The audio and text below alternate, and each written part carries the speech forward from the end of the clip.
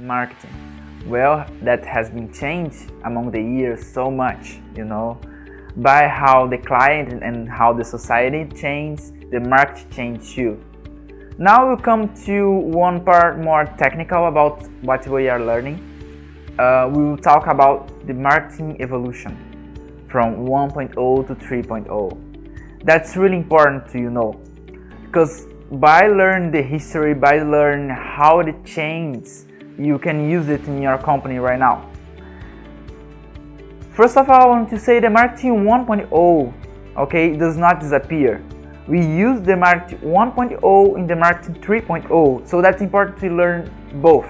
A lot of people use the marketing 1.0 today, and that's why they do not grow so much with their company. Because who use the marketing 3.0 today have more openness, have more chances to grow up.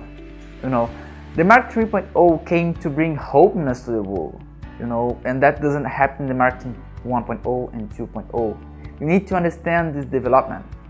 From the market 1.0 in 20s, the public was different. People fall different than today. Today you have the technology, internet, interaction happening every time. But in the 20s, nothing of this was really real.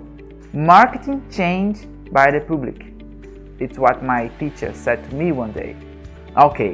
Beginning by the marketing 1.0, that came with the industrial revolution, and that's really important from today, because by there things was simple.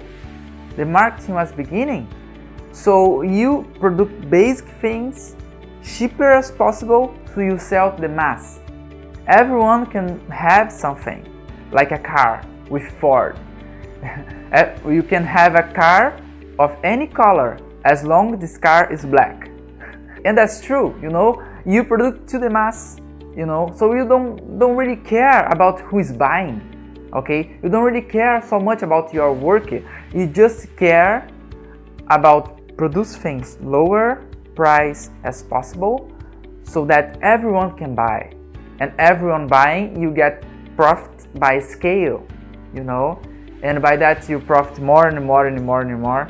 And that really contributes so much to the marketing today. But that's really simple thing, that was just the beginning.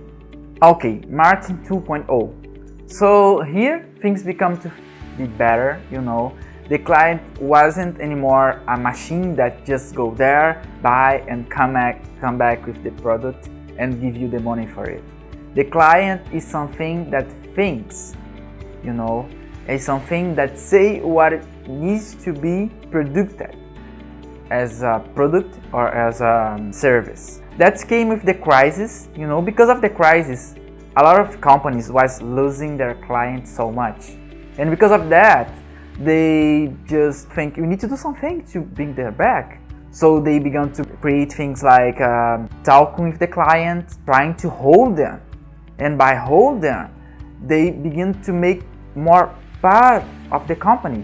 But yet they was a passive one, But they was someone to think, someone who can make the decision to the company, who can change things for the company. And that's a big thing. That's a new kind of thinking, and that's amazing. Now, the client makes the value of the company. And by that, the company needs to devise the product and make it better to make everyone happy. So here begin the public. The public you need to follow. And it's using the market 3.0 too, You need to focus on one public, because each public wants something. What you sell to a teacher is not the same what you sell to a children, for example. And that's begin by this time. You need to divide the public so they can sell better to each one. Because the public, the client, the consumer is something that thinks, that change the company, that change what you think, and that change everything.